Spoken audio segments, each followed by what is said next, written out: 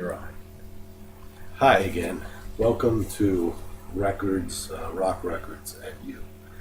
Today we're going to discuss, as we usually do, a number of records in that area.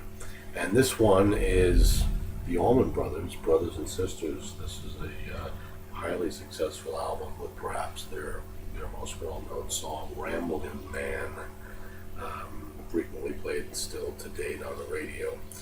And this was probably proof that the Allman Brothers could indeed survive without Duane Allman, who had died 2 years prior to this album, and Barry Oakley, the bassist as well, who died the year after that.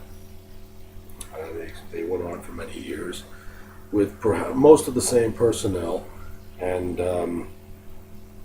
I actually don't know this album quite well myself. It's one that I don't own. So I can't really get into too much detail on it. So I think that's all I'll say. Let's move on. Jimmy Gilmour and the Fireballs, SugarShack. This was a big hit in 1963. Most people are of 40 plus years in age are familiar with this song, having heard it perhaps numerous times on the radio. I do not own this album, and I am familiar with some other Jimmy Gilmour songs, but I can't really comment otherwise on this. It was a pretty big hit, though. We'll say that much. Here we go, Relics, PinkFloyd, and yet another album I do not have, although I have a number of PinkFloyd albums.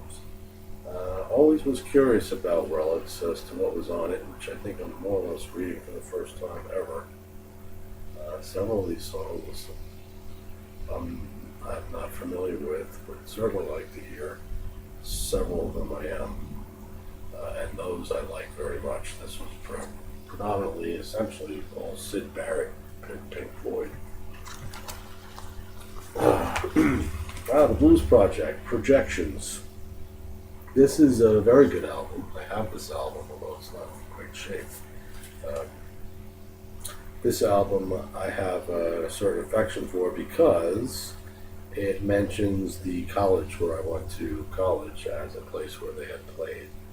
And the Blues Project was very good, actually.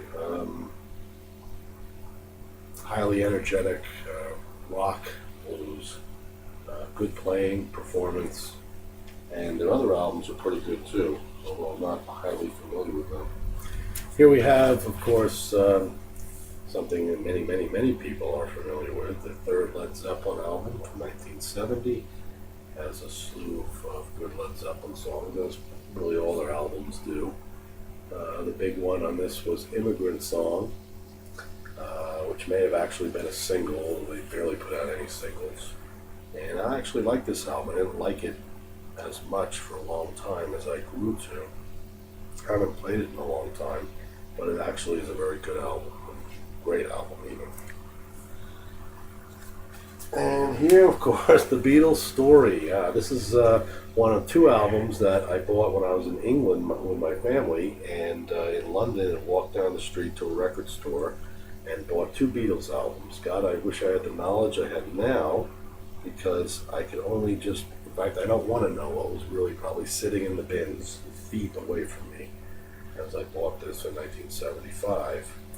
And this is just a four-sided interview album with each of the Beatles. I haven't heard this in a long time, so I kind of forget what's on it, but it's pretty entertaining. And I guess if you like the Beatles, you want to get this, hear it at least. Let's see what else we have. That's it. For now. We're done for now. For now.